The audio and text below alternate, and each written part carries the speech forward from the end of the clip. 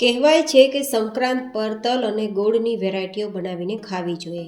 ખાસ કરીને તલ અને ગોળની ચીક્કી તો લગભગ વ્યક્તિ બનાવીને ખાતા હશે, પણ ઘણા બધા વ્યક્તિઓને ચીક્કી પસંદ નથી અથવા તો કડક હોવાના કારણે ખાઈ નથી શકતા. તો આજ ડિમ્પલ્સ ડિશીસમાં તલ અને ગોળમાંથી તૈયાર થતી જુદી જુદી 4 વેરાયટી આપણે તૈયાર કરીશું, જે એકદમ ખાવામાં સોફ્ટ રહેશે, જેથી કોઈ પણ વ્યક્તિ ખાઈ શકે, અને એકદમ હેલ્ધી રીતે બનાવીશું, જેથી તમને તેના વધારે ગુણધર્મો મળી રહે. તો ચાલો પહેલી આપણે વેરાયટી તૈયાર કરીએ. તો સૌથી પહેલાં આપણે અહીંયા તલને શેકવાના છે. તો મેજરિંગ કપ અથવા ઘરમાં રહેલી વાટકીને મેજર કરી અને પછી લઈ શકો છો. ગ્રામમાં જોઈએ તો 500 ગ્રામમાં તલ છે, અને કપથી જોઈએ તો 4 કપ જેટલા તલ છે. તલને આપણે પહેલાં તો શેકી લેવાના છે, જેથી કોઈ પણ પ્રકારનું મોઇશ્ચર હોય તો જતું રહે, અને પરિણામે આપણી વેરાયટી વધારે ક્રિસ્પી બને, સ્વાદિષ્ટ બને, અને તેની સેલ્ફ લાઈફ પણ વધી જાય. તલ છે તે કેલ્શિયમનો ભંડાર છે, અને ખાસ કરીને શિયાળામાં ખાવાથી ગરમાળો આપે છે અને શરીરમાં લોહીને પાતળું રાખે છે. પરિણામે આપણે હાડકાના દુખાવા પણ નથી થતા. તો તલની વેરાયટી કોઈને કોઈ રૂપે ખાવી જોઈએ. તો તલ આપણા શેકાઈ ગયા છે, તો આપણે તેને નીચે ઉતારીને ઠંડા કરી લઈશું.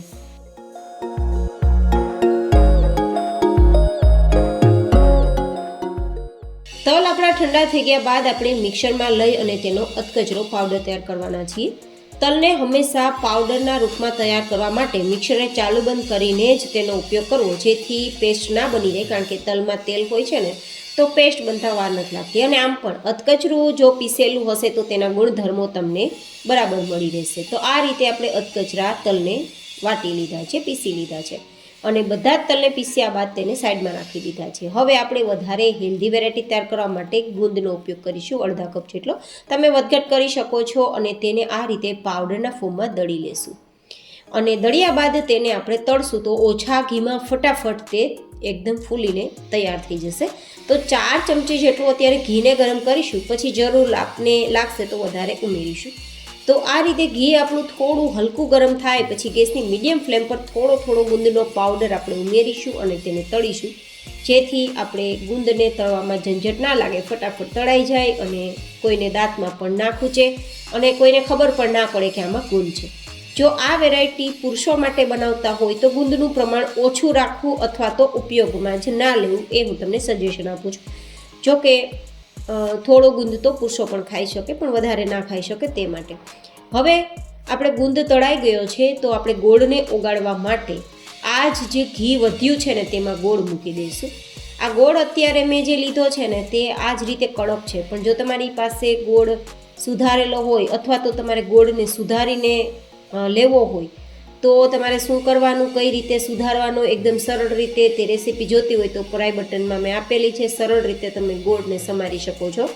એકદમ ડબ્બામાંથી સરળ રીતે બહાર કાઢીને સુધારવો હોય, એ પણ ઓવનના ઉપયોગ વગર મિનિટોમાં, તો તમને એ રેસીપી ખૂબ જ મજા આવશે.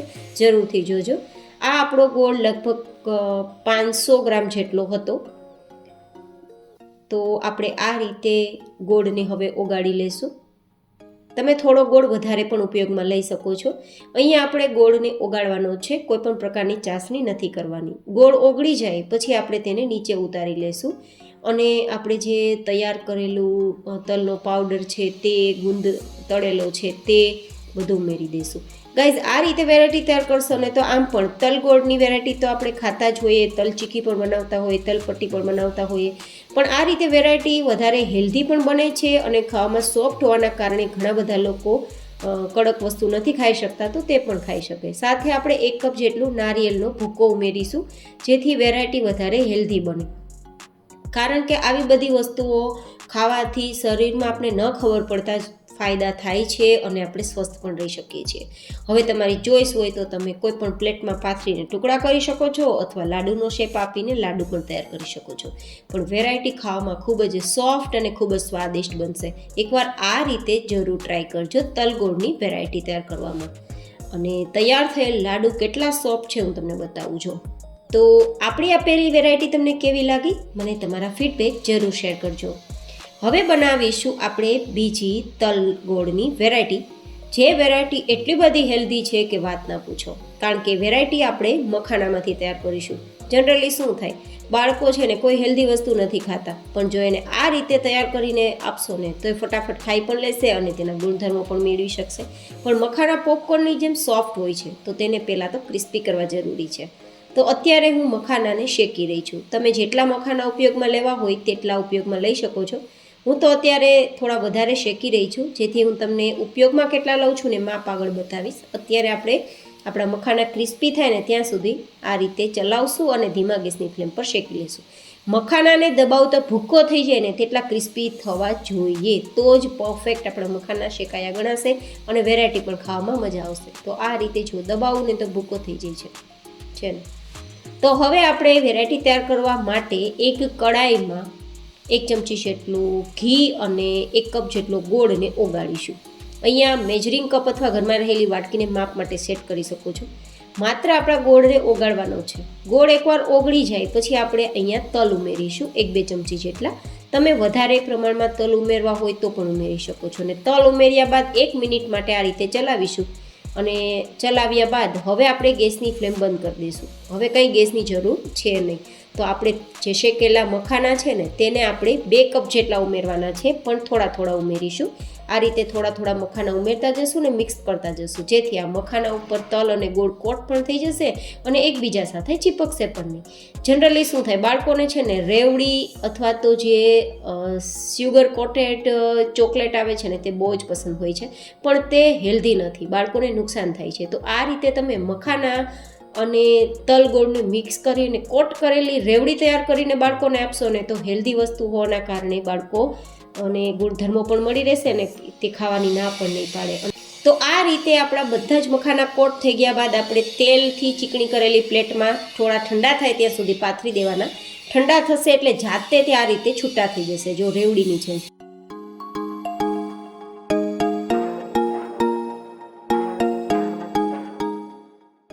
ને છૂટા થઈ ગયા બાદ હું તમને બતાવું ને તો આટલા ક્રિસ્પી છે.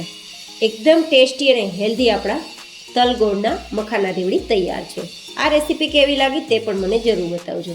હવે બનાવીશું ત્રીજી વેરાયટી, એ પણ ખાવામાં ખૂબ જ સોફ્ટ રહેશે. તો તેમના માટે આપણે લઈશું ટોપરાના વાટકા 500 ગ્રામ જેટલા. તમે સીધું ટોપરાનું છીણ પણ લઈ શકો છો, પણ આ વાટકા વધારે હેલ્ધી હોય છે, કારણ કે આપણી સામે જ આ બધી વસ્તુઓ ગ્રાઇન્ડ થતી હોય તો થોડી હાઇજેનિક આપણે ખબર હોય કે હાઇજેનિક છે. તો હવે તેના ટુકડા કરી અને મિક્સરમાં આપણે અધકચરો પાવડર તૈયાર કરી લઈશું આ રીતે.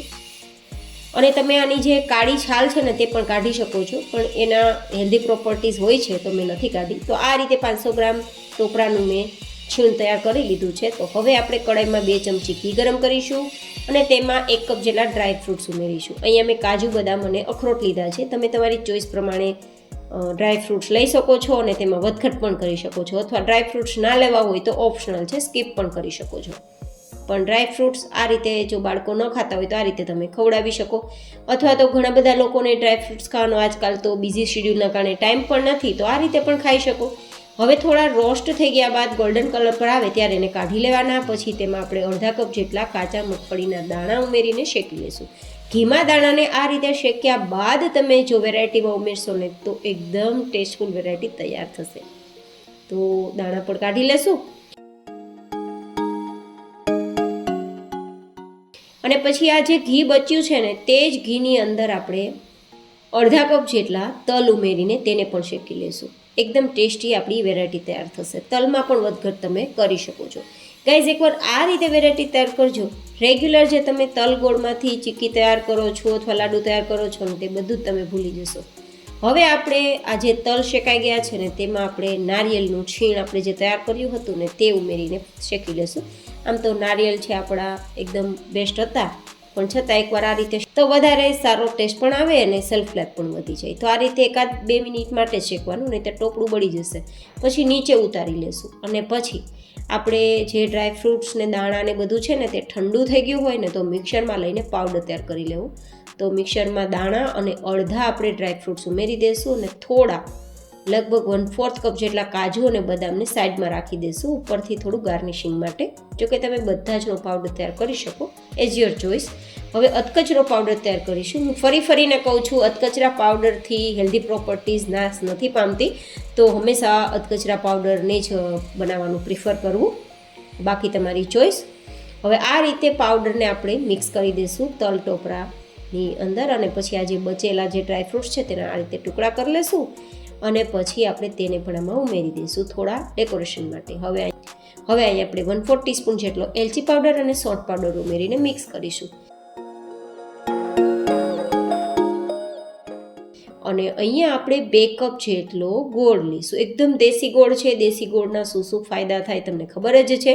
હવે દેશી ગોળને ઓગાળવા માટે અહીંયા 4-5 ચમચી જેટલું પાણી ઉમેરશું અને ઓગાળીશું. તમને લાગશે પાણીથી વેરાયટી ખરાબ ના થઈ જાય અથવા સ્વાદ થોડો ફીકો ના આવે, બિલકુલ નહીં આવે. આપણે જેવી રીતે ખાંડની ચાસણી બનાવતી વખતે પાણીનો ઉપયોગ કરીએ છીએ ને, બસ એ જ રીતે ગોળને ઓગાળવામાં ઉપયોગ કર્યો છે, તો વેરાયટી બિલકુલ ખરાબ નહીં થાય અને વેરાયટીમાં સ્વાદ પણ સારો આવશે. અને આમ પણ ઓછું પાણી ઉમેર્યું છે ને, તો ગોળ ઓગળતા પાણી પણ બળી જશે, તો ટેન્શન ના લેતા કે વેરાયટી ખરાબ થાય. જો કે તમે ઘીનો ઉપયોગ કરી શકો છો. તો માત્ર આપણા ગોળને ઓગાળવાનો છે અને 1-2 ઉફાણ આવે ને પછી ગોળના પાયાને નીચે ઉતારી અને આપણું તૈયાર થયેલ મિશ્રણમાં મિક્સ કરી અને પછી ચોઈસ પ્રમાણે લાડુ બનાવી શકો છો. તો એકદમ હેલ્ધી ટેસ્ટી લાડુ તૈયાર થઈ જશે. લાડુ એકદમ ખાવામાં સોફ્ટ છે, જે હું તમને બતાવું.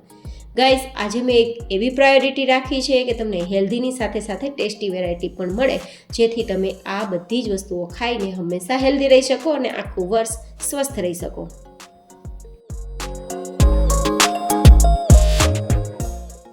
હવે બનાવીશું ચોથી વેરાયટી. જો કે એ તો આપણે બનાવતા જોઈએ, પણ થોડો હલકો મેં ટ્વિસ્ટ સાથે વેરાયટી તૈયાર કરી છે. તો હવે વેરાયટી બનાવવા માટે ઘરમાં રહેલી વાટકી અથવા કપને માપ માટે સેટ કરી લેવાની, અને પછી તે વાટકીથી 3 વાટકી જેટલા હું મમરા લઉં છું, અથવા તમે કપ લેતા હોય તો કપથી તમે 3 કપ જેટલા મમરા લઈ શકો છો. અને જે વાટકીથી મેં મમરા લીધા છે તે જ વાટકીથી 1 વાટકી જેટલા હું તલ લઉં છું અને 1 વાટકી જેટલું ટોપરાનું છીણ લઉં છું. અહીંયા મેં જે તલ લીધા છે ને તે શેકેલા તલ છે, તો તમારે શેકેલા તલ ન હોય તો એકવાર શેકી લેવા. હવે જે વાટકીથી મમરા, તલ અને ટોપરું લીધું છે તે જ વાટકીથી 2 વાટકી ભરીને દેશી ગોળ લેશું. આ માપ એકદમ પરફેક્ટ છે, જેથી એકદમ સરસ લાડુ તૈયાર થશે, ખાવામાં સોફ્ટ અને ફરસા. હવે આપણે ગોળને ઓગાળવા માટે 2 ચમચી જેટલું ઘી ઉમેરીશું અને પછી તેમાં 2 કપ ભરેલો કે 2 વાટકી ભરેલો જે દેશી ગોળ છે તેને ઉમેરી દઈશું.